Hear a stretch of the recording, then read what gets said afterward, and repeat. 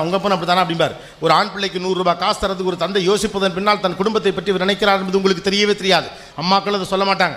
நாளைக்கு பின்னைக்கு என்னுடைய மனைவி, என்னுடைய பிள்ளைகளை, என்னுடைய உறவுகளை, இந்த சமூகத்தை காப்பாற்ற பொறுப்புள்ளவன் அவன் தான். ஒரு 100 ரூபாய் காசு ஈஸியாக வருதுன்னு அவன் நினச்சிட்டானா பணத்தின் மீது அவனுக்கு மரியாதை போயிடும். பணத்தை டிஸ்பிளே பண்ணிட்டு அவன் கெட்டு போயிடுவான். இந்த குடும்பம் அழிஞ்சு போகுன்னு பயப்படுறார். அதனால அவர் தந்தை 100 ரூபாய் காசு பாக்கெட்டில் இருந்து கூட நாளைக்கு தாரேன் 2 நாள் கழிச்சு கொடுக்குறான்.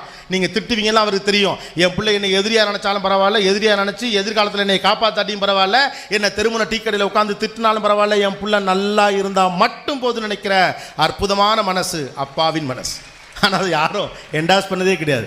லைஃப்பில் நிறைய விஷயம் நீங்கள்லாம் வளர்ந்து ஆளாகி பெரிய பிள்ளையாய் நீங்கள் அந்த பதவிக்கு வர போன்ட்டு தான் தெரியும். பாஸ் இப்படி பேசுகிறீங்களா பாஸ், ஆனால் என் தங்கச்சி கேட்டால் உடனே எங்கள் அப்பா காசு கொடுப்பார் பாஸ், கொடுப்பாரு தான். அப்பாக்கள் பெண் பிள்ளைகளை வச்சு கொஞ்சுவாங்க தான். அம்மாக்கள் அந்த உண்மையும் சொல்லி தொலையலாம், சொல்லவும் மாட்டீங்க. நாளைக்கு கல்யாணம் பண்ணி இன்னொரு இடத்துக்கு போகிற பிள்ளை போகிற இடத்துல எப்படி இருப்பாலோ தெரியாது. இருக்க வரைக்கும் என் மகளை நான் ராசாத்தி மாதிரி வச்சுக்கிறேன் அப்படின்னு ஒரு அப்பா நினைக்கிறான். இதில் என்ன